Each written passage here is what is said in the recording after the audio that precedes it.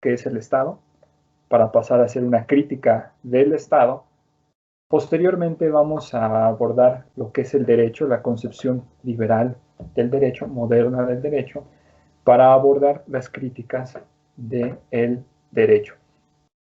Es un tema muy amplio, las teorías críticas del derecho son muchas, no hay una homogeneidad entre cada una de ellas, por lo que esta plática solo va a tener la intención de dar los esbozos generales, dar la materia general de las críticas en torno tanto al Estado y al derecho.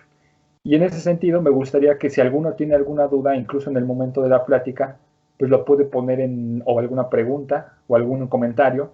También estoy abierto a comentarios, aunque no se preguntan ni dudan, pero quieren comentar algo, precisar algo, puntualizar algo, lo pueden mandar por el chat y ya la moderadora pues me haría favor y voy a interrumpir tal vez cada 15 minutos para preguntar si hay algo, que me diga si hay algo, para que pueda hacer fluir y no solo sea un monopolio. Bueno, primero tenemos que entender o tratar de entender qué es una teoría crítica. ¿Qué debemos de entender por teorías críticas?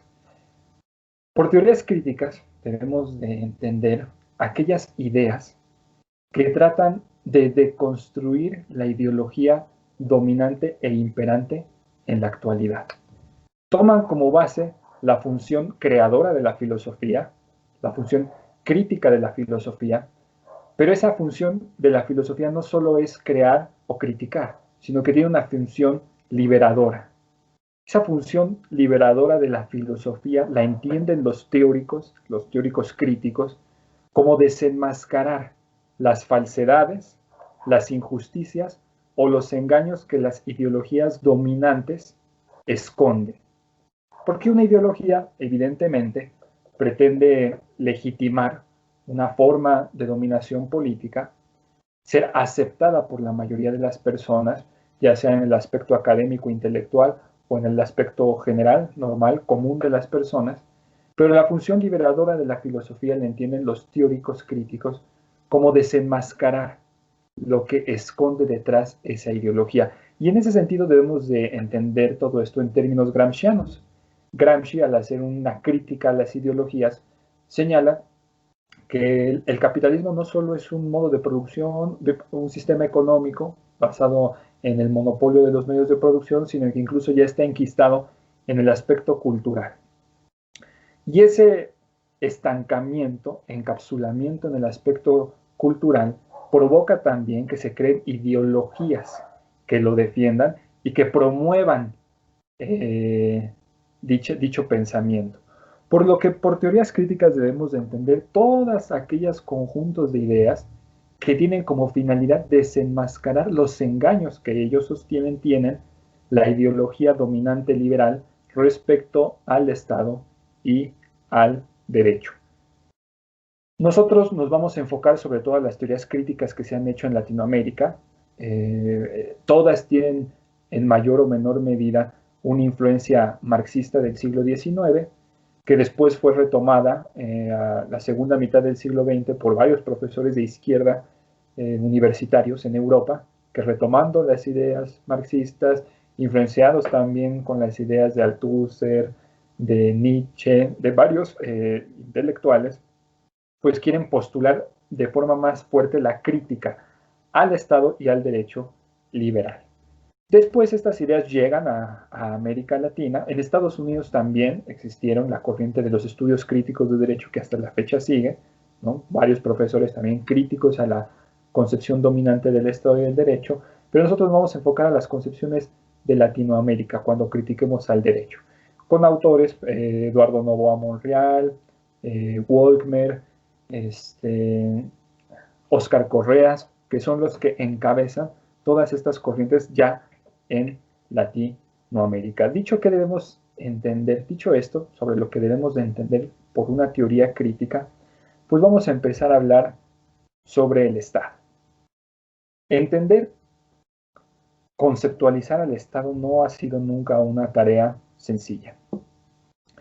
La ideología dominante nos dice que el Estado, nos da las características, es el conjunto de personas organizadas que tienen intereses en común, costumbres, ideologías, religión, idioma, color de piel, que genera lazos de identidad entre ellos y que en un tiempo o lugar determinado acuerdan dotarse de una realidad política, pactan, crean una dominación política y un engranaje jurídico para medianamente sobrellevar la vida cotidiana, la vida diaria. Básicamente son las ideas del contractualismo, que son las ideas que sirven como raíz al sustento liberal burgués del Estado. Hay muchos teóricos para entender al Estado. Para algunos teóricos, el Estado siempre ha existido. Recordemos que la primera persona que se refirió al Estado como una dominación política y jurídica fue Maquiavelo, en su famosa obra de El Príncipe. Pero hay algunos teóricos que dicen que el Estado siempre ha existido, que el Estado, entendido como una dominación política y jurídica, es decir, donde hay un engranaje jurídico que legitima la dominación política sobre algunas personas en un territorio determinado, dicen estos autores que siempre ha existido, pero que ha cambiado de nombre.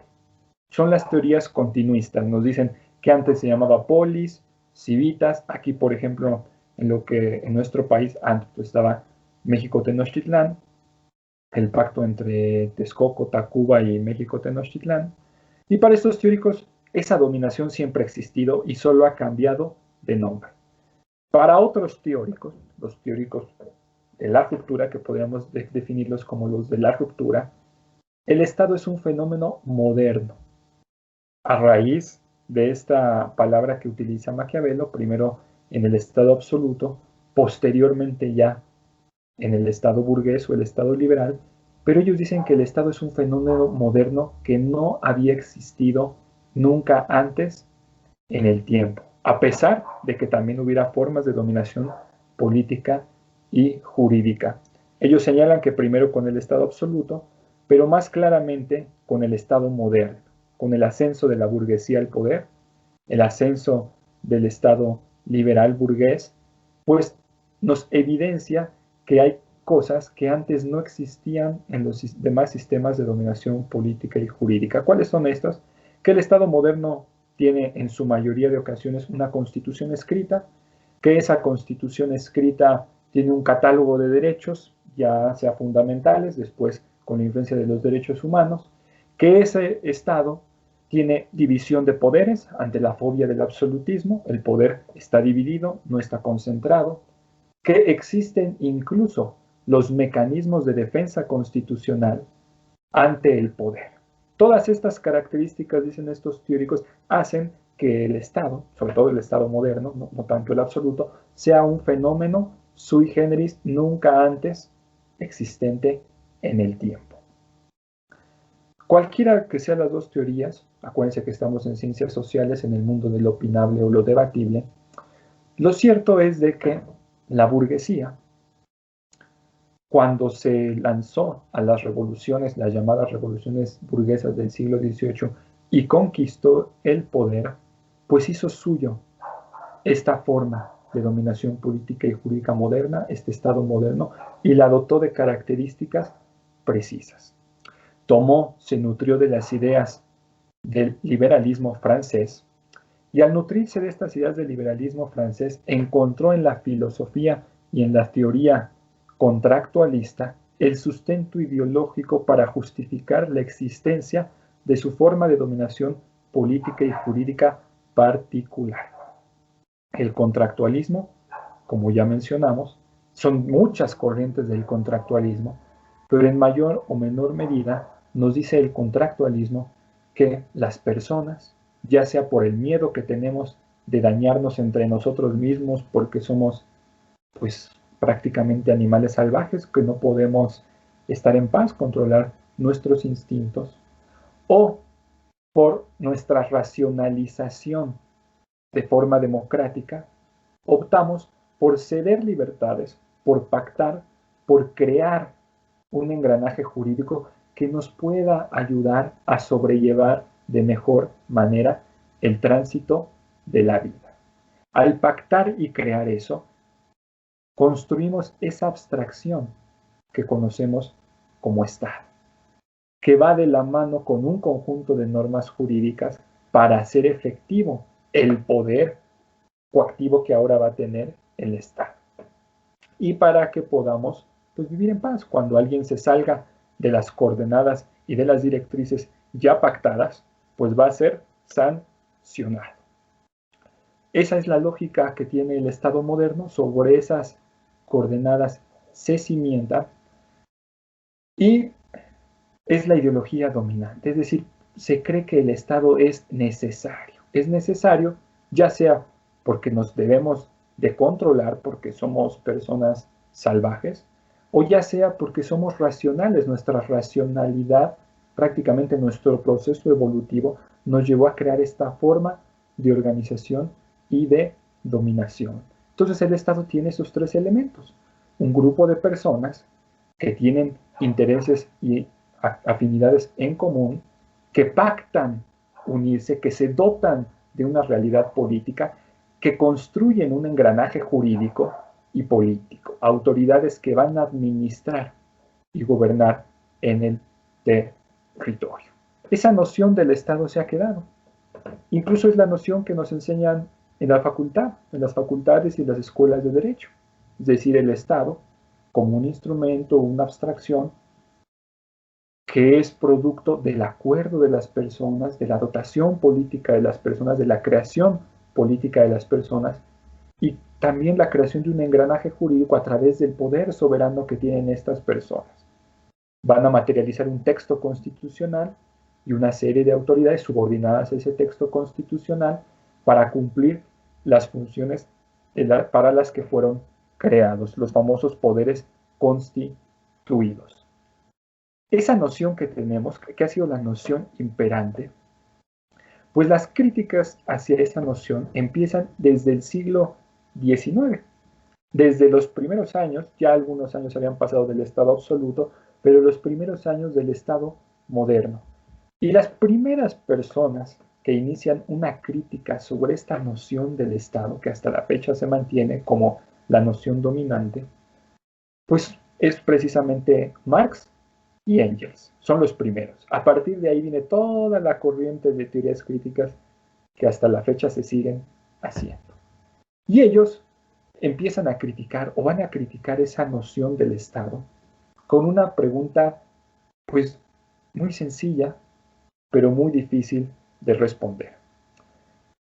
¿Cuándo verdaderamente ha habido una reunión de personas en el que a través de una votación democrática, de una asamblea constituyente, realmente se hayan puesto de acuerdo para crear esa abstracción? Desde el tiempo de Rousseau, ¿verdad? ¿Cuándo verdaderamente ha existido? ¿Ha habido algún ejemplo histórico en el que algún Estado moderno se haya creado así? Y la primera respuesta que tenemos es no. Prácticamente es más una fábula romántica, idealizada, que una realidad. Nunca ha habido, en verdad, una reunión libre, soberana de un grupo de personas, de individuos asumidos en libertad y en respeto para el prójimo, para crear un engranaje político y jurídico. Siempre ha sido una clase política la que ha creado ese engranaje político y jurídico y a posterior se ha legitimado también de forma intelectual. Entonces ellos dicen, esto parece más como un cuento, es más como una fantasía.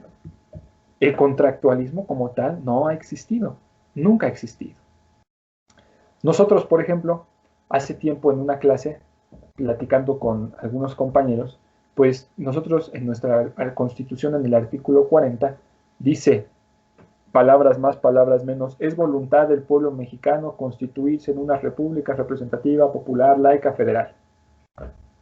Una vez platicando con compañeros en una clase, pues fue atinada la respuesta. ¿Cuándo verdaderamente el pueblo mexicano se puso de acuerdo para constituirse así? Algunos, los más formales, me van a decir, pues en el constituyente de Querétaro. Pues sabemos que en el plano real no es así. En el plano real solo fue el grupo revolucionario que ganaba todavía en 1917, que habían, entre mismos revolucionarios, acabado con sus primeros compañeros, los zapatistas y los villistas, y que los habían relegado de participar en el Congreso Constituyente. La gente no sabía ni quiénes eran sus diputados constituyentes. Fue una decisión del grupo revolucionario que ganó en ese momento y que impuso su decisión, a la que no entraron ni siquiera zapatistas ni villistas. Sí tomaron algunas de sus ideas, pero sus enemigos políticos estaban relegados. Entonces, no ha pasado en la realidad. Es más un discurso romántico disfrazado. Y ahí es donde entra la teoría crítica. Tratar de desnudar que esa ideología dominante en verdad no solo está mintiendo, sino que incluso esconde detrás algo incluso hasta injusto. ¿Cuál es la respuesta desde el punto marxista? Si el Estado no empezó o no comenzó a través de un estricto acuerdo de voluntades, ¿cómo nació el Estado? ¿Cómo surgió? ¿Cómo llegó a darse génesis? Ellos van a contestar, van a responder diciendo que no sabemos cuándo, en algún momento histórico determinado, un grupo de personas tenía un excedente económico. Alguien tenía que administrar, apropiarse de ese excedente económico. El más fuerte, el más inteligente, el más apto, se apropió de dicho excedente económico y a partir de ahí nace el Estado. Es decir, el Estado no es otra cosa más que una institución que administra, que protege los intereses de la clase que tiene el excedente económico en perjuicio de los demás. Un ejemplo sencillo podría ser, imaginemos en algún momento histórico, cuando se iba a cazar, ¿no? Un mamut, supongamos, algo para comer, la res, bisonte, no tengo idea. Pues las personas empezaban a organizar. Había alguien que era más inteligente y empezó a decir, tú corres más rápido, pues, tú y tú van por los costados, tú eres más fuerte, tú llevas las lanzas, pues, tú no tienes gran labor, entonces tú lo vas a acercar, vas a hacer la trampa. Se organizaban, ya había relaciones de poder, se organizaban, cazaban al animal, obtenían el alimento. Los primeros que iban a comer dicho alimento, pues obviamente son los que cazaron y las familias de los que cazaron. Y de ahí una tablita ya, prácticamente imagínense de clases sociales, aunque en ese tiempo no había clases sociales, de clases sociales, una tablita hacia abajo. Primero los que cazaron, después sus familias, después sus amigos, después iba una tablita descendente. Bueno, la comida no se acababa, no se iban a terminar todo lo que habían cazado, todos los animales en un solo día. ¿Qué pasaba con esa comida? ¿Quién se la quedaba? ¿Quién la administraba? Hay un excedente económico ahí. Los excedentes económicos no solo son en cuestión monetaria, sino todos aquellos bienes que pueden satisfacer una necesidad humana. En ese momento la necesidad humana era alimentarse, porque si no me alimento, pues me muero. Entonces, la carne representa un valor. El animal muerto representa un valor. Tiene un valor, representa sobrevivir. ¿Quién se queda esa carne? Pues el más apto. El más inteligente, el más fuerte, el más atractivo, no sabemos. Pero alguien se quedó con ese excedente económico y empezó a administrar a los demás. Imagínense, estaba la carne, empezó a poner guardias alrededor de la carne. Y a alguien de seguro se le habrá ocurrido, ahora me voy a meter a robar comida en la noche. Lo agarraban, lo descubrían, ¿qué hacían? Pues lo podía dejar libre, pero lo iban a volver a intentar. Entonces, ahí enfrente de todos de la tribu, quien osaba ya empezar a desafiar el poder naciente, pues lo más probable es que incluso hasta lo mataran. Y ya empezaba el miedo, la sanción, las raíces muy arcaicas de lo que es un ordenamiento jurídico, cercado. Y no solo eso, sino incluso también las raíces de la propia propiedad privada, ¿no? Esta carne me pertenece a mí, la cerco, esta parte es de mi territorio, es decir, las raíces del Estado. Por lo que para el pensamiento de Engels y de Marx, el Estado no es otra cosa más que una abstracción que sigue permitiendo que una clase pueda estar por encima de otra clase, a través de un cuerpo represivo, a través de un cuerpo normativo que se tiene que obedecer y que continúa perpetuando las desigualdades sociales. Continúa perpetuando.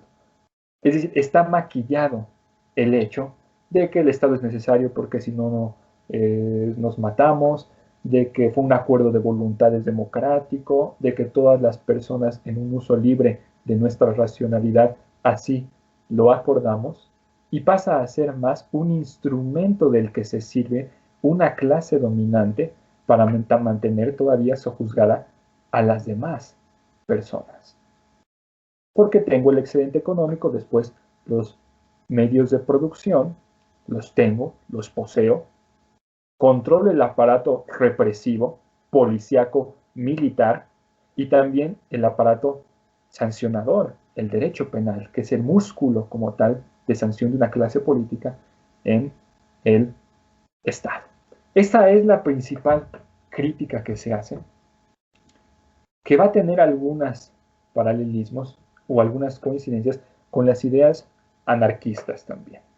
Los anarquistas también ven en el Estado más que un instrumento para garantizar las libertades y la sana convivencia, el instrumento para coartar las libertades y encender los antagonismos entre las personas, los conflictos entre las personas. El pensamiento marxista, después de un tránsito por lo que se va a conocer como el socialismo, pues invariablemente va a llegar a la aniquilación del Estado, la desaparición del Estado y del derecho. Para el anarquismo también es un ideal alcanzar la destrucción, la desaparición del Estado. En ese sentido tienen una coincidencia. Podemos decir que coinciden en el fin, pero no en los medios. Porque para el marxismo, la corriente marxista, pues busca también alcanzar el poder. Propone una dictadura del proletariado para crear las bases de la destrucción de las contradicciones del capitalismo, la desaparición de las clases sociales previas a llegar a la etapa idílica del comunismo. Sin embargo, para el anarquismo, a pesar que también busca la destrucción del Estado, también tienen una crítica hacia la noción del poder. No buscan el poder, no se busca adquirir, tomar, conquistar el poder y destruir el Estado y el derecho, sino que se busca destruir el poder junto con el Estado y el derecho. El poder entendido como la facultad de subordinar a alguien, para el anarquismo es un gran problema. Ellos se basan en la autogestión, en el famoso mandar obedeciendo, en que nadie está por encima de nadie. Ahí está el punto de discrepancia entre los dos, a pesar de que el fin prácticamente es el mismo, el medio no lo es. Y bueno, tomando estas nociones de la crítica que tenemos del Estado, pues vamos a pasar ahora al derecho. El derecho, como nosotros sabemos, el derecho que nosotros estudiamos en las escuelas, en las facultades, y el derecho al que nos vamos a referir en esta conferencia, en esta plática, pues es el derecho de corte liberal, el derecho de corte burgués, que es producto del discurso ideológico de la clase dominante que ganó las revoluciones del siglo XVIII, la burguesía. La burguesía naciente, desde el siglo XV-XVI, tenía constantes conflictos con la nobleza. La nobleza tenía su propio discurso jurídico en esos tiempos. Sin embargo, ese discurso jurídico no le ayudaba a los intereses de la clase comerciante, que se iba a convertir en la clase burguesa. No le beneficiaba porque primero en esa época, la Edad Media, era muy mal visto el lucro a través de los negocios. No existía, no estaba desarrollado como tal el derecho internacional privado, el derecho mercantil o el derecho arbitral. No había. A pesar de que había algunos antecedentes desde el derecho romano, no existían las nociones, como actualmente las conocemos, de dichos derechos y los conflictos empezaban a crecer cada vez más. Hay un libro muy bueno que les voy a recomendar que después, cuando puedan lo busquen, lo lean, de Tiger y Levy, que se llama el capitalismo y el derecho y el ascenso del capitalismo. Ahí explica muy bien las contradicciones que empezó a haber, los piques entre la nobleza y la naciente burguesía. Era un pecado que tú pudieras lucrar con el comercio. No había leyes que te protegieran. Entonces, ¿qué hacían los comerciantes? Si un comerciante, un burgués de Italia, tenía problemas con un burgués de Portugal por algún cargamento de tela que había pedido y que le había quedado mal, pues no podía acudir ante las cortes del rey porque estaba visto como un pecado, estaba visto como algo negativo. Entonces, al no poder acudir ante las cortes, ¿qué empezaron a hacer ellos? Empezaron a designar árbitros ajenos, personas ajenas al negocio, que resolvieran los conflictos que los comerciantes tuvieran entre sí, las raíces de lo que ahora conocemos como el derecho arbitral. Fue algo necesario. Empezaron a crear sus propios discursos jurídicos. El conflicto llegó a tal grado que el andamiaje normativo de la época no era funcional para los intereses de la clase burguesa, de la nueva clase burguesa, de la clase comerciante. Tan es así que se rebelaron, se levantaron en el siglo XVII la Revolución Inglesa y después lo que ya sabemos, siglo XVIII, la independencia de las 13 colonias y la Revolución Francesa y toda la hecatombe que llegó en Europa con movimientos armados.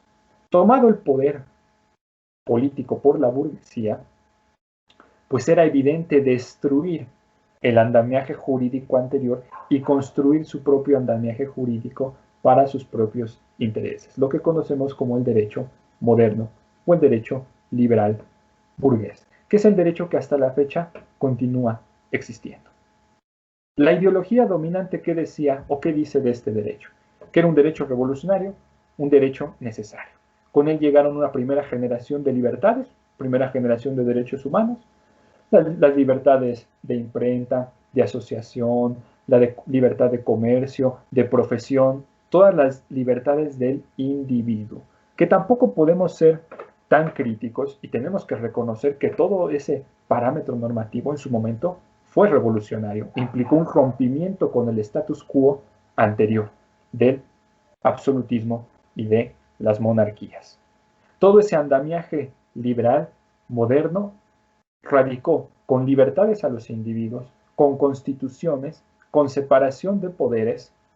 Ante la fobia del absolutismo, tenemos que dividir el poder. Tenemos la fobia de que una sola persona concentre el poder. Parece algo ilírico, fue en su momento algo revolucionario. Sin embargo, con el paso de los años, se empezaron también a desnudar contradicciones y falsedades en esta ideología dominante. A finales del siglo XIX, el escenario que la burguesía había construido pues no era tan justo ni tan ilírico como en los primeros años de las revoluciones burguesas proclamaban. No existían derechos colectivos, derechos sociales. La libertad del individuo se había puesto por encima incluso de los derechos sociales colectivos de las personas. No había una jornada de trabajo, no había derechos de huelga. Existía incluso en los países que enarbolaban ese liberalismo, todavía reconocida la esclavitud, porque es parte de mi libertad. Yo me compré a estas personas, tengo sus títulos de propiedad, me amparan me los traje, no me los puedes quitar. Empezó a haber pequeñas contradicciones. Resultaba que sus parámetros de libertad y de igualdad no eran tanto parámetros de libertad y de igualdad, sino solo la máscara disfrazada para que esta clase pudiera continuar beneficiándose de las demás. Evidentemente, el primer rompimiento viene con toda la ideología desde el socialismo llamado utópico hasta el llamado socialismo científico, desde finales del siglo XIX, y que hizo boom en los primeros años del siglo XX. Con muchas rebeliones, con muchas luchas obreras, pues llegó lo que conocemos como la socialdemocracia. Algunos la tachaban como la válvula de escape ante el descontento obrero, ante el descontento de la nueva clase social que había surgido, la clase proletaria, pero decían que eran las migajas que daba la burguesía para tratar de contener el descontento reinante. En México, como nosotros sabemos, nuestra constitución fue la primera constitución social del mundo. Recogió todo un catálogo de derechos sociales, derecho al trabajo, los derechos agrarios, derecho de la educación, todo lo que nosotros sabemos que trata de paliar una histórica desigualdad existente entre las personas, y se reformó un poco, se aligeró un poco el rostro del derecho liberal de la primera ola. Pasó a ser a un derecho liberal de segunda ola, derecho liberal y social. Y en la actualidad entendemos al derecho como un conjunto de normas, la definición que siempre nos dicen, conjunto de normas coactivas, hiperatributivas, heterónomas, bilaterales, que en un tiempo y lugar determinado están vigentes y que tienen como finalidad garantizar la libre convivencia social, la sana convivencia social. Se entiende que el derecho es ese instrumento que debe de controlar a las personas, es el instrumento que nos ayuda a que nos podamos respetar, porque si no tenemos la ley, no va a haber alguien que nos sancione, porque los seres humanos somos tan malos, tan deleznables, que si alguien me pide prestado hoy 100 pesos, pues cuando yo se los cobro, pues ni me reconoce. Y luego yo paso la vergüenza de ir, de acercarme y pedirle mi dinero y que todavía hasta me insulta, se va, ¿no? Somos así las personas. Entonces, ante eso, pues necesitamos una sanción. Bueno, ese derecho, el derecho que nosotros conocemos actualmente, pues no siempre ha existido. Ya dijimos que ese derecho es producto de una nueva ideología. El derecho moderno y liberal no ha existido siempre. Tendrá en el mundo ya enraizado 250 años por todas las cuestiones de los problemas que también tuvo la burguesía con las restauraciones de la monarquía, pero no siempre ha existido. Y aquí vienen las críticas, que voy a enumerar algunas, a esa noción de derecho liberal, burgués moderno, que nos enseña. La primera crítica, como ya había mencionado antes de iniciar la plática, son múltiples corrientes. Vamos a hablar, yo creo, de las que yo sostengo son las más importantes críticas. La primera crítica es la que se hace a la llamada perpetuidad o dogmática jurídica.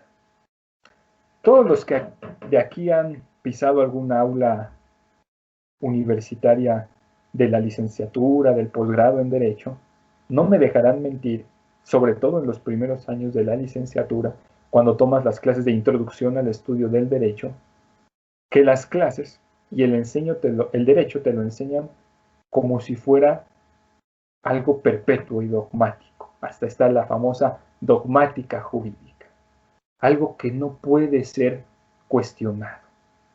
E incluso nosotros salimos de nuestras primeras clases y asumimos que esa dogmática jurídica es la realidad del mundo.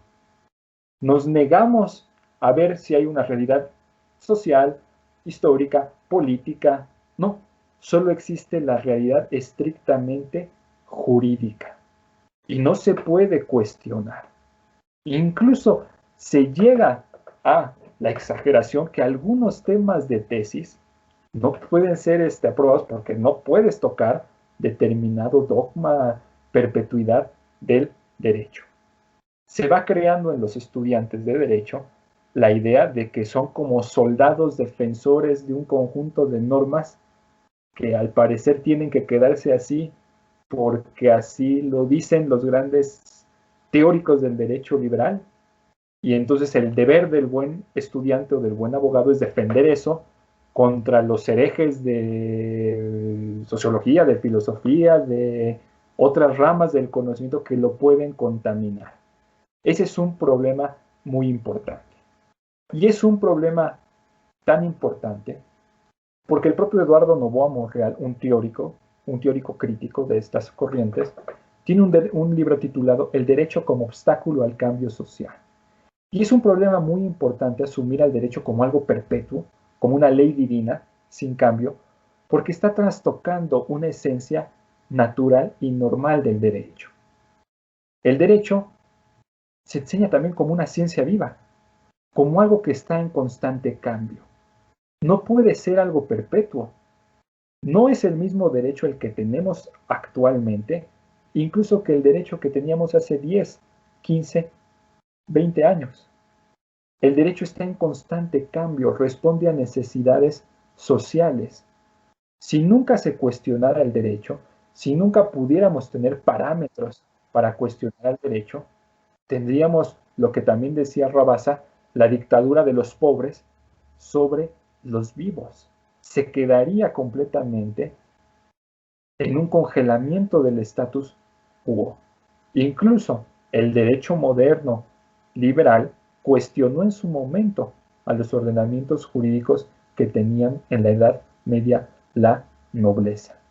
El derecho está en constante cambio. Hace 15 años no existían los matrimonios entre personas del mismo sexo. No existían. Si se quedara uno siempre con la noción de la perpetuidad del derecho, nunca se hubieran alcanzado infinidad de derechos o prerrogativas en favor de los seres humanos. Sin embargo, se sigue señalando que te tiene que tener un respeto inconmensurable a la idea del derecho, al no cuestionamiento del derecho, a la llamada dogmática jurídica. Y eso, más que hacer perfectible al derecho, crea problemáticas en los avances sociales, como decía Eduardo Noboa Monreal. Pero más que el celo de los juristas de que no cambien las leyes, está el engaño de que se crean esas palabras rimbombantes, esos dogmas, esas perpetuidades, para seguir alargando y manteniendo un status quo que tendría que ser cambiado. Si lo ponemos en comparativa con las teorías existentes, muchas leyes, muchos parámetros normativos deberían de ir cambiando, pero se resisten al cambio, se resisten arañas por esa idea de la perpetuidad, que va de la mano con una segunda crítica que se hace, que es la concepción liberal de los derechos humanos, liberal burguesa de los derechos humanos. Esta crítica es muy amplia, pero voy a tratar de resumirla de forma muy rápida porque ya tan rápido ya llevo 48 minutos. La crítica liberal burguesa de los derechos humanos. Para estos autores, los derechos humanos no son algo negativo, no rompen con los derechos humanos, no quieren desaparecer los derechos humanos y no los consideran como algo per se malo o digno de cambiarse. Critican la concepción que tienen en el actual Estado burgués, en el actual Estado burgués liberal. ¿Cuál es esa concepción que tienen? El primer problema que ellos tienen es con una concepción, podríamos decir, que viene del derecho positivo, ya sea con derechos fundamentales o derechos humanos, una concepción estrictamente formal y técnica. Es un primer problema. ¿Por qué tienen este problema con los derechos humanos? Porque los derechos humanos, en sentido amplio, están subordinados a una serie de prerequisitos, ya sea técnicos o legales, que se deben de cumplir para poderlos hacer efectivos.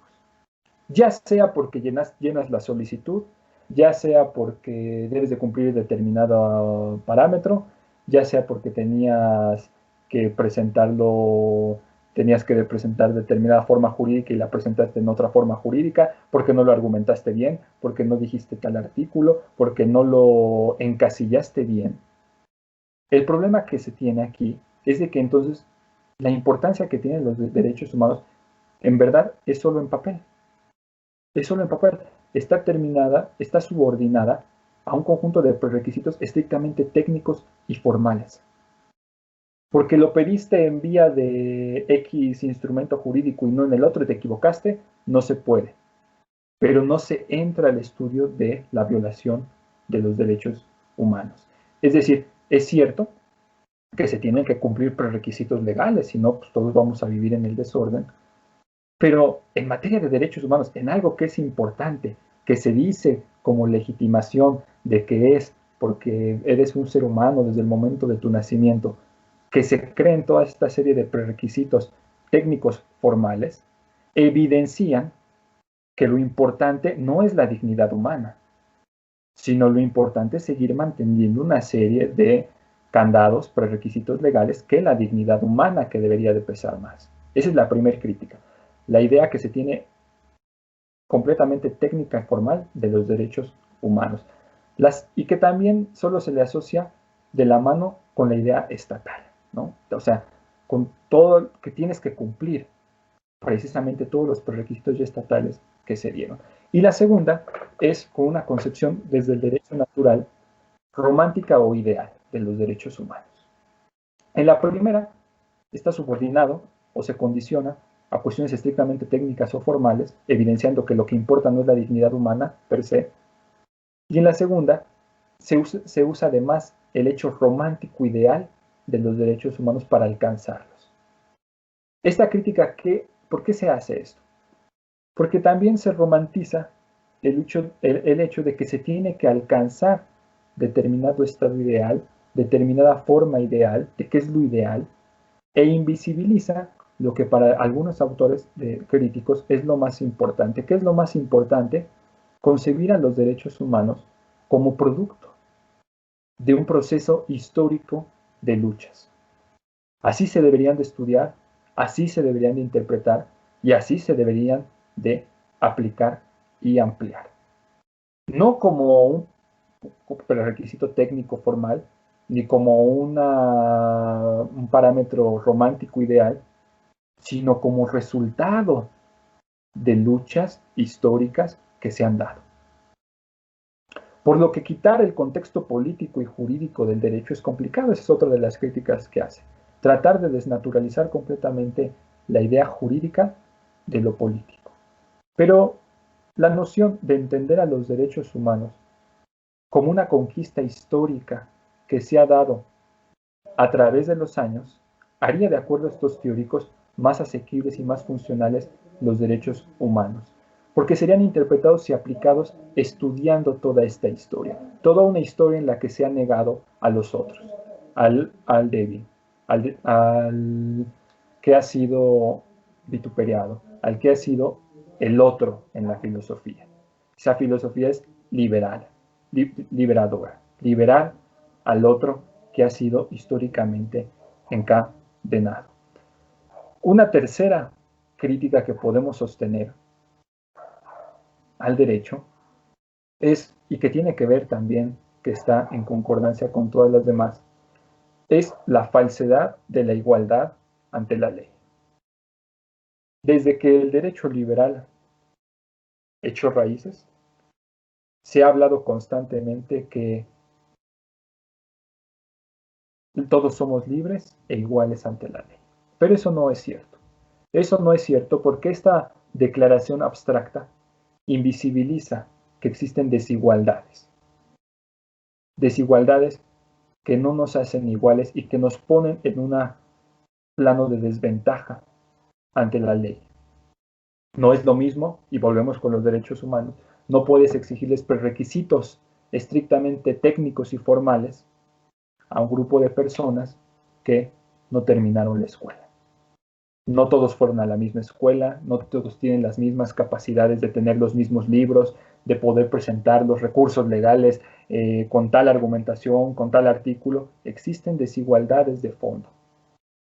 Y el hecho de obviar eso y a rajatabla tratar a todos igual, lo único que hace es ahondar en las desigualdades.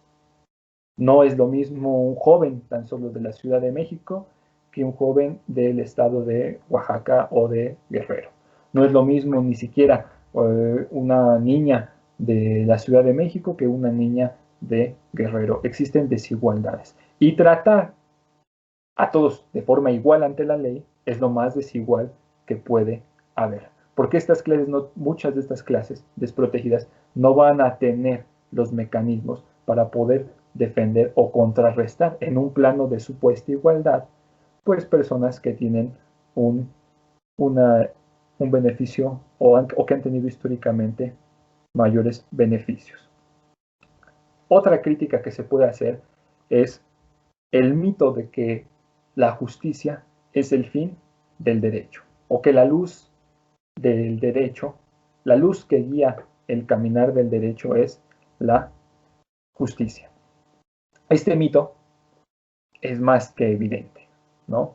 En los derechos liberales han existido infinidad de injusticias amparadas con el discurso normativo o el discurso jurídico. Pero existe esta noción para legitimarlo e incluso legitimar abiertas injusticias.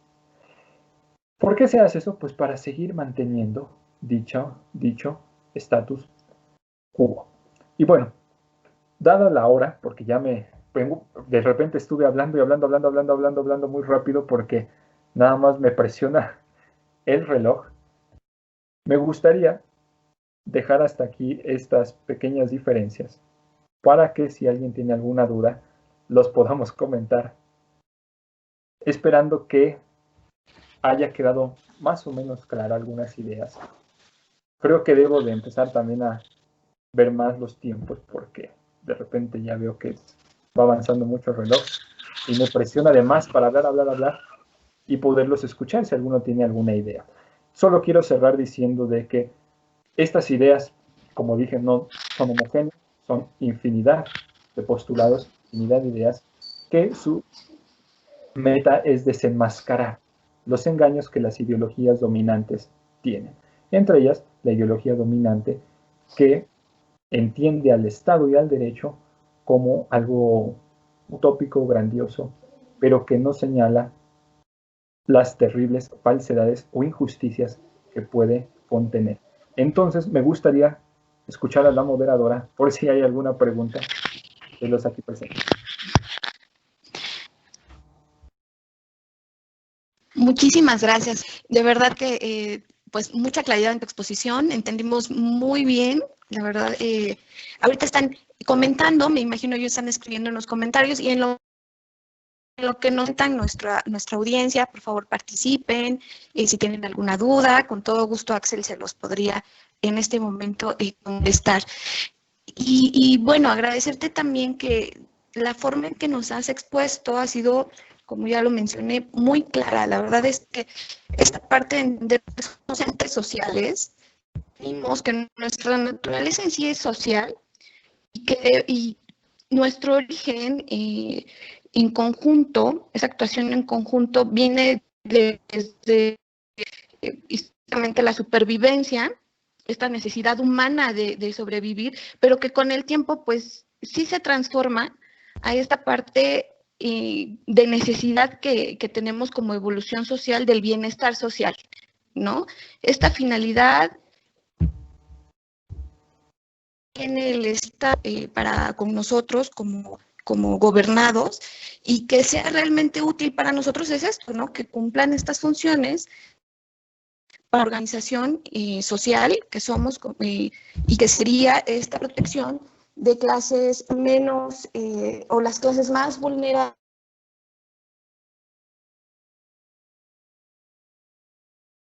Y muchos de nosotros vemos, las sociedades evolucionan, ¿no? Evolucionan y tiene que evolucionar junto con la sociedad, porque el fin último del derecho es eso también, velar por estas libertades que se han ganado, ¿no? Históricamente, pero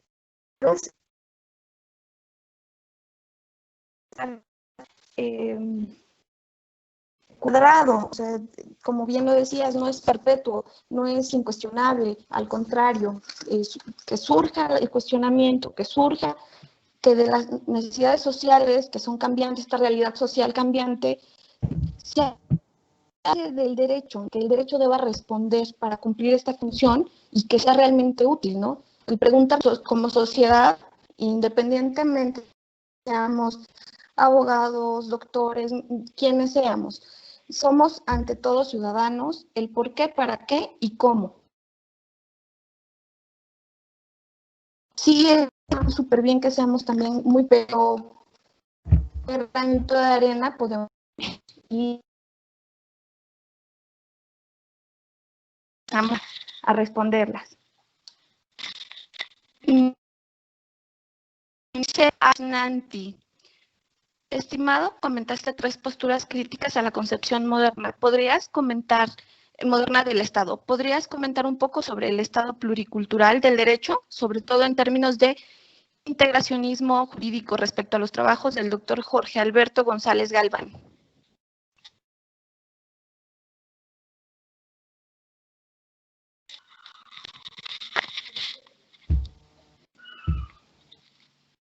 Sí. Bueno, gracias por la pregunta, mi buen amigo Ashanti. Sí, Ashanti. Sí, Ashanti. Gracias por la pregunta. Me da gusto que te hayas conectado. Sí, mira, justo era el siguiente punto al que iba a abordar hasta antes de que vi ya que el tiempo me comía. Pero lo que tú mencionas sobre esta concepción moderna del Estado entendida como la pluriculturalidad del derecho es también una de las columnas fundamentales de las teorías críticas en la actualidad, el pluralismo jurídico. Lo que yo te puedo comentar es de que en esa idea que se tiene del derecho liberal o del derecho burgués dominante perpetuo, se tiene la noción de que solo existe o solo es derecho lo que está dentro de las coordenadas del derecho liberal o del derecho burgués, invisibilizando que hay muchas formas en las que se relacionan los seres humanos y que incluso antes de que llegaran todas estas nociones modernas del derecho, había asentamientos humanos, particularmente aquí en nuestro país, que tenían cosmovisiones y formas de organizarse completamente diferentes y chocantes a las ideas europeas o a las ideas del Estado moderno. Sin embargo, esta hegemonía del derecho liberal, del derecho burgués, borró del mapa estas otras concepciones, estas divergencias existentes. Y ahí es donde es importante esta teoría crítica del derecho, porque el pluralismo jurídico es muy importante. No solo se tiene que tener en mente las fronteras del derecho liberal, puede ser incluso que los grupos indígenas, su forma de organización sea más buena, más efectiva y solucione mayor sus problemas que la postura jurídica imperante, liberal, burguesa, que se les trata de imponer. Aparte que tiene que ver también con una idea de que se asume siempre de que lo estrictamente moderno o liberal es mejor que lo que existía antes. Tiene que ver también con una idea de la civilización, de lo civilizatorio, de que traemos las ideas ilustradas, las ideas liberales, que representan algo más avanzado a lo que ustedes tenían antes. Y ese es un gran conflicto, porque más que solucionar la problemática de grupos y de asentamientos humanos que antes ya existían, generan mayor contradicción y discrepancia entre ellos. Por eso el derecho sí se tiene que ir abriendo, se tiene que entender que hay diversas formas de entender al derecho y que la única forma de entender al derecho no es la concebida estrictamente desde la postura liberal, de la postura moderna burguesa. Y tampoco se tiene que considerar que esta postura es la más civilizatoria y que es la más adecuada para sacar del atraso a las demás personas, que es una idea dominante y que tiene que ver incluso con un trasfondo político, con la idea de la modernidad, con la idea de que la modernidad te vende la civilización hasta en el aspecto jurídico. Todo lo anterior no era algo importante. Entonces, claro que el derecho se tiene que ir abriendo a diversas formas, tiene que ir rompiendo con los esquemas, con esas fronteras y esos esquemas que lo habían encapsulado en ese sentido. Por eso esto que tú mencionas del pluralismo jurídico va de la mano también con la idea de la perpetuidad, de la dogmática del derecho, del no cuestionamiento al derecho. Y no, debemos empezar a darnos cuenta que hay diversas formas de entender al derecho, que hay diversas personas que tienen cosmovisiones, organizaciones humanas, que tienen ideas diferentes a lo que nosotros tenemos y empezar a abrir ahí el debate. Sí, eso sería la respuesta que te podría dar. Gracias. Gracias, Axel. José nos pregunta, ¿qué teoría crítica del derecho está influenciando más en México en estos momentos? Y dos, además de Óscar Correas, ¿hay algún otro teórico mexicano crítico del derecho en la actualidad? Y que además tú recomiendes, por favor, para su consulta. Bueno, ahorita en México está, la teoría tal vez que más esté pegando es la que, bueno, la que se esté comentando mucho, es la que justo dijo, me preguntó hace un poco Ashanti. Yo creo que el pluralismo jurídico es una corriente importante que habría que estudiar mucho, sobre todo porque en toda América Latina, porque no son las mismas teorías críticas que se hicieron en Europa, en Estados Unidos, que en el contexto latinoamericano. En el contexto latinoamericano tiene toda una idea de los pueblos indígenas, de las comunidades originarias de aquí, que han sido relegadas de la discusión jurídica, con esta idea de la modernidad, han sido relegadas. Como la modernidad trae la idea del progreso, todas aquellas comunidades que no entran en la lógica moderna se asumen como lo atrasado, lo que hay que civilizar. Y yo creo que ahorita habría más que escuchar lo que ellos nos podrían decir o nos tienen que decir en cómo tratar de crear o estructurar una dominación política y jurídica acorde a nuestra realidad, acorde a nuestras necesidades. Y de Óscar Correas, aparte de Óscar Correas, pues Óscar Correas es como el primerito. Puedes seguir con Novoa Monreal, que a pesar de que él no era mexicano, era chileno, pero te va a ayudar. Y el propio Jaime Cárdenas, Walkmer, que tampoco es mexicano, pero también te va a ayudar. Yo creo que podrías empezar o iniciar con esas lecturas. Muchas gracias, Axel. Gracias, José. Álvar Estrada nos pregunta, excelente exposición, mucho gusto y gracias. Una pregunta, ¿cuál es tu punto de vista al respecto de los esfuerzos del gobierno federal de AMLO para implementar un estado de bienestar? ¿Y qué piensas de la llamada tercera vía? Atentamente, Lic Álvar Estrada. Sí. Bueno, nada más una última cosa de José. ¿Sabes también quién podrías buscar? Otra que tiene buenos textos, buenos artículos, es la profesora bueno, pues que tampoco es, bueno, ya es mexicana, esta Milay Burgos también la puedes buscar, tiene textos muy importantes. Ahora, con la pregunta de Álvar Estrada, eh, ¿cuál es tu punto de vista respecto a los esfuerzos del gobierno federal de AMLO para implementar un estado de bienestar? Bueno,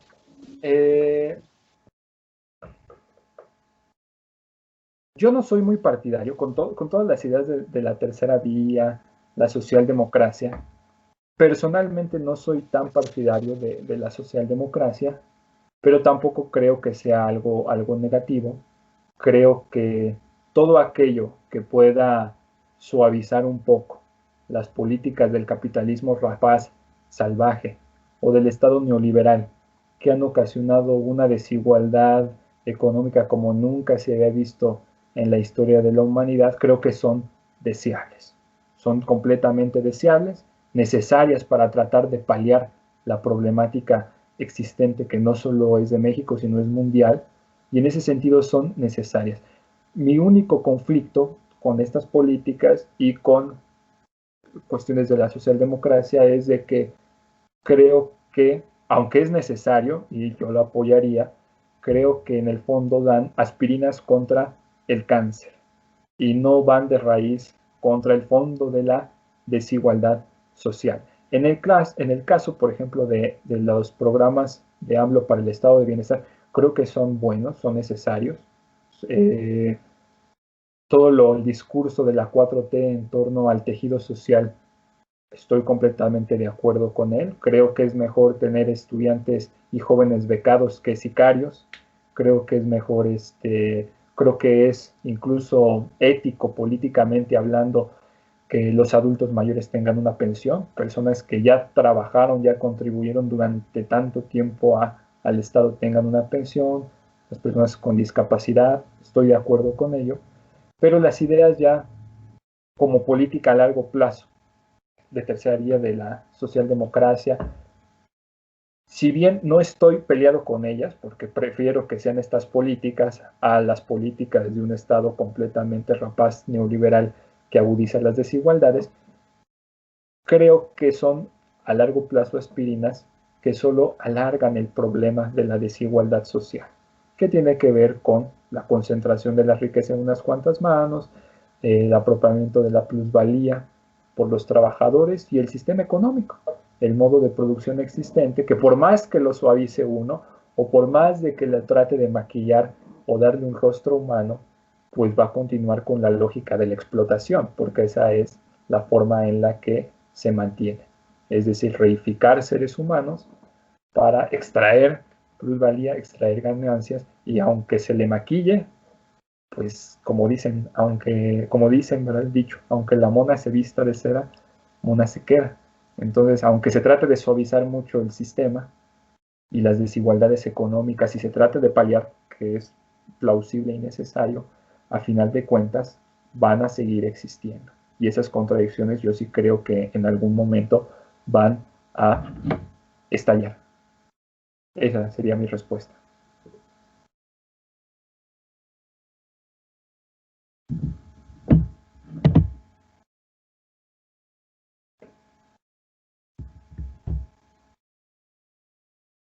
Esa sería mi respuesta.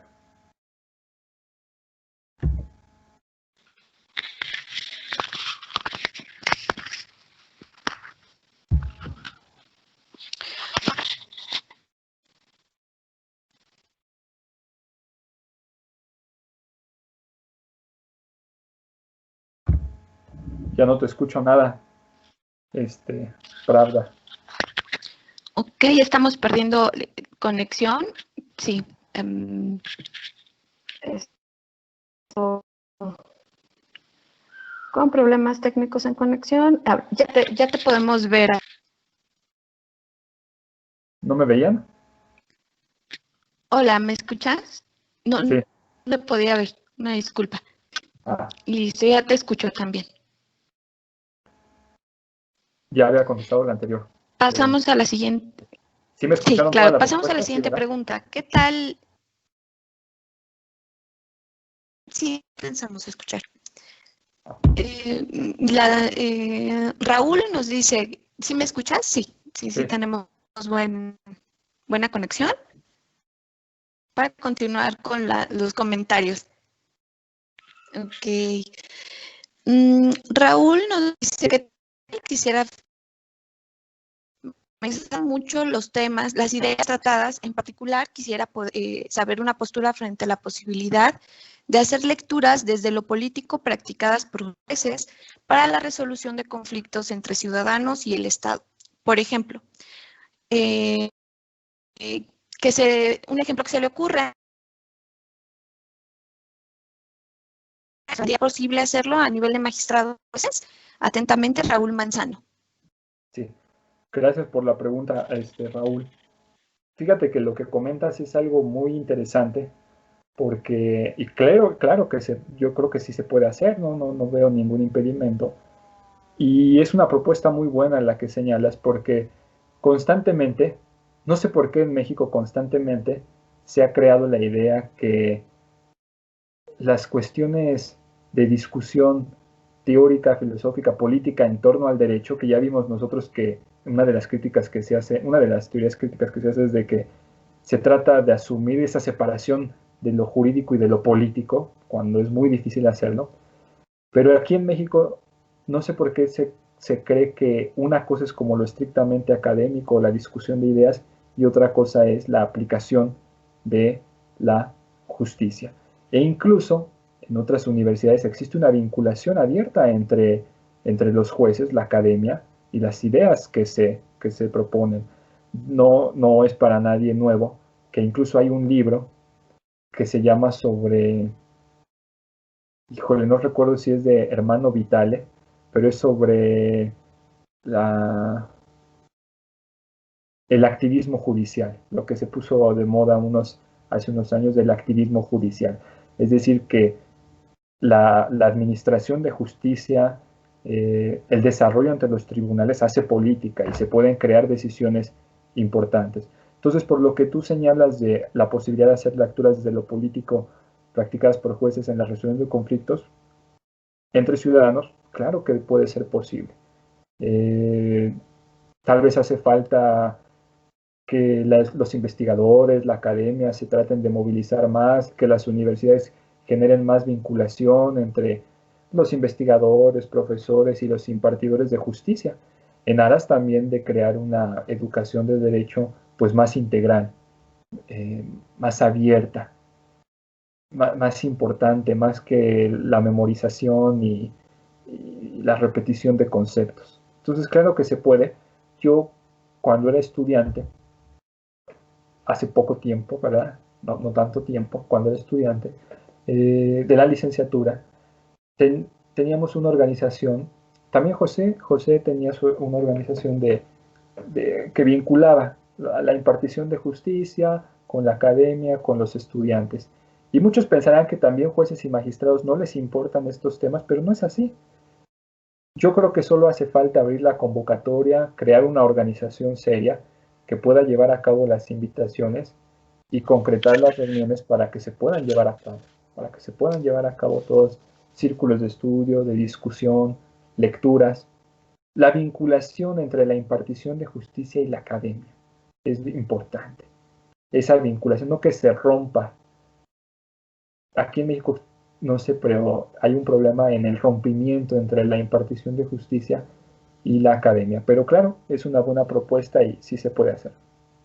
Esa sería mi respuesta.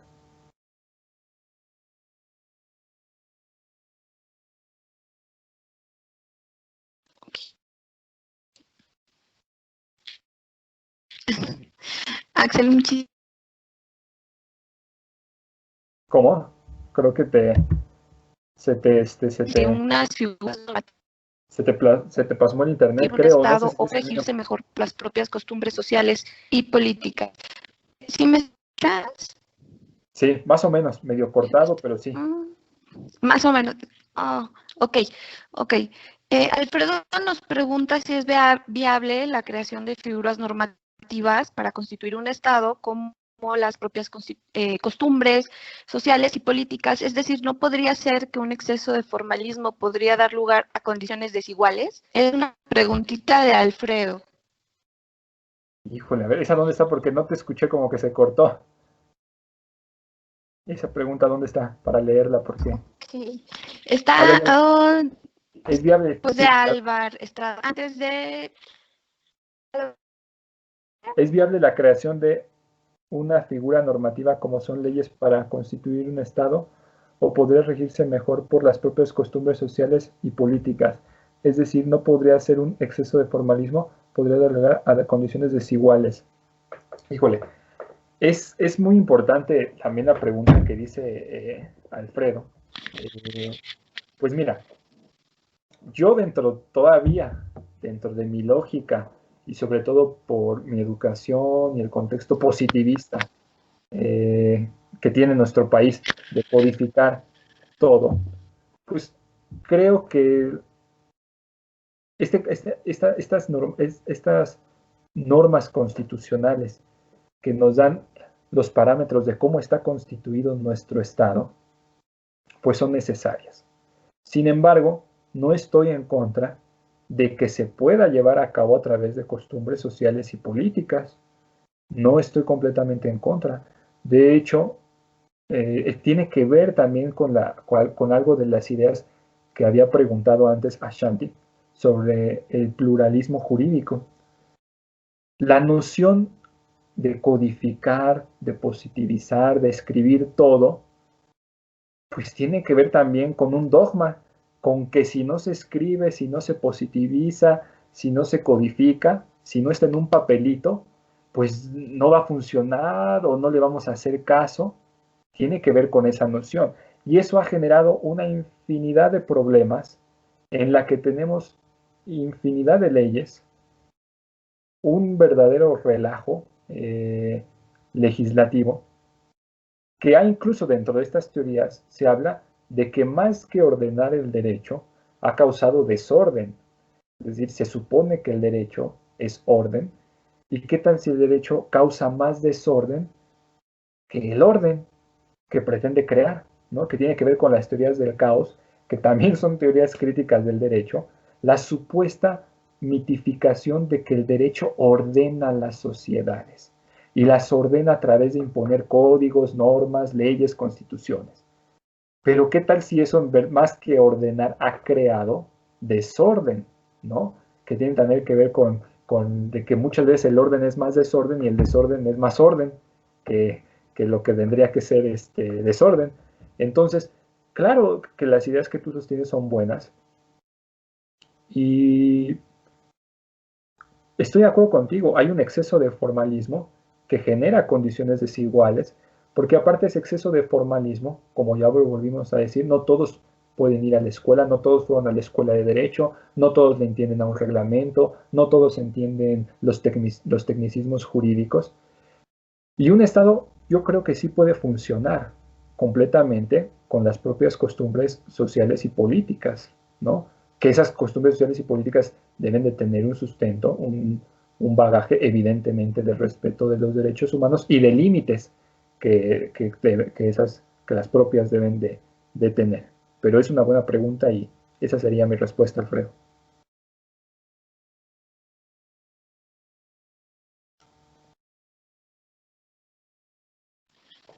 Tenemos también una pregunta también de Alfredo. Nos dice, profesor, ¿cómo considera la idea de un Estado bajo una figura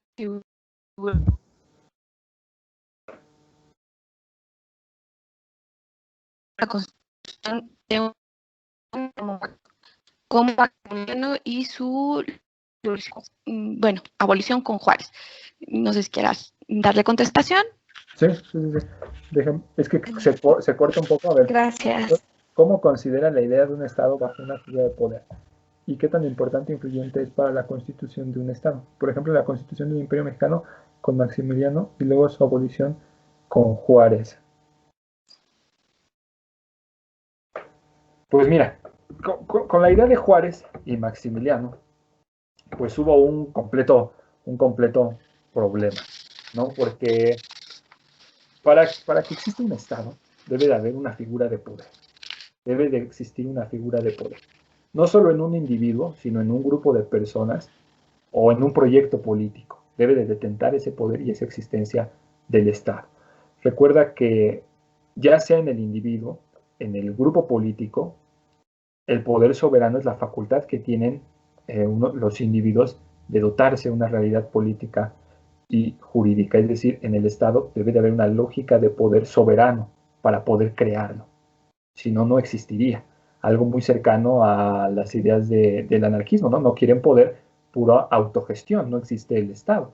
En el Estado debe haber una lógica de poder, ya sea de un individuo, puede ser una forma de dominación política absoluta, monárquica, ya sea a través de una clase social, burguesía o proletariado, porque en la burguesía detenta prácticamente el poder en el Estado. En el socialismo, pues el proletariado va a detentar el poder en el Estado socialista que se va a extinguir en el tránsito al comunismo. Entonces debe de existir una figura de poder, de un individuo o de un conjunto de individuos. En el caso que me señalas de Maximiliano y con su abolición de Juárez, pues es que ahí fue todo un problema histórico, porque no hay que olvidar que Juárez era el presidente constitucional. Juárez, después de que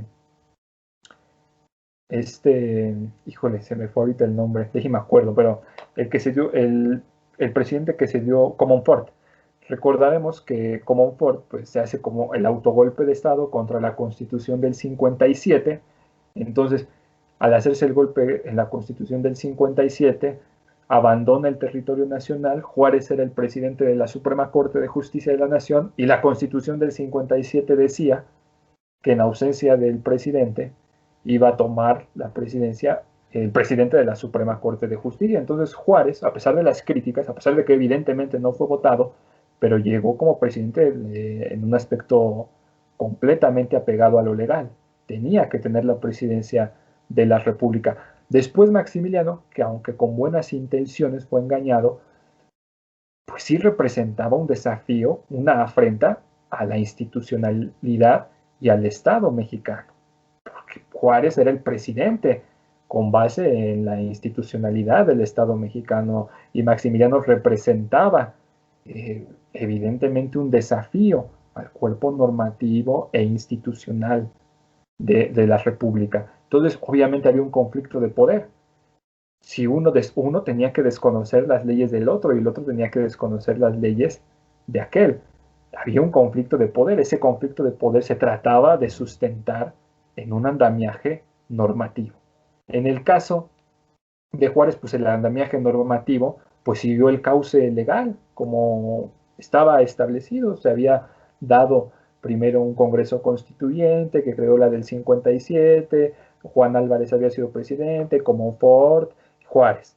En el caso de Maximiliano, pues sí había una afrenta, una laguna, aunque había sido parchada y tapizada con algunos, ya saben que echa la ley, echa la trampa, pero sí representaba la afrenta. Entonces, en el Estado siempre va a albergar figuras de poder. Ese poder de subordinar a alguien más. Por eso, en las críticas tanto del marxismo como del anarquismo, pues se busca la destrucción, acabar con esa subordinación de unos por otros, ¿no? En el caso del comunismo, pues terminando con las diferencias de clases, los antagonismos de clases, las clases sociales, y en el caso del anarquismo acabando de tajo con el poder, con la idea de subordinar a alguien más. Esa sería mi respuesta.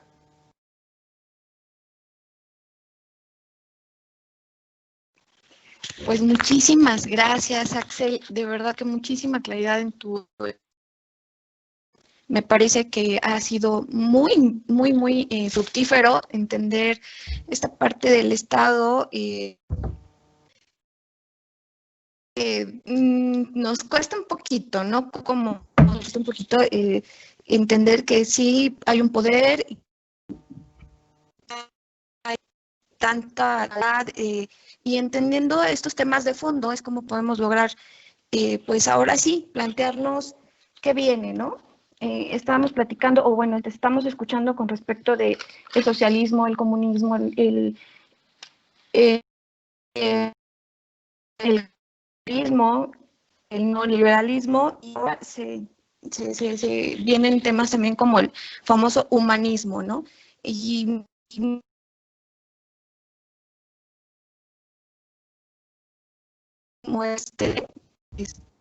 y esperemos tenerte a ti también de invitado para podernos platicar más todavía. Y bueno, agradecerte a ti tu tiempo, agradecerle a todos, toda la audiencia, sus amables preguntas y que nos acompañen. Muchísimas gracias, José, a todo el equipo, por favor, de Conversatorio Digital, y nos estamos viendo la próxima semana con un tema también súper interesante y lo estaremos compartiendo. Muchísimas gracias. ¿Quieres darnos alguna reflexión final, Alex?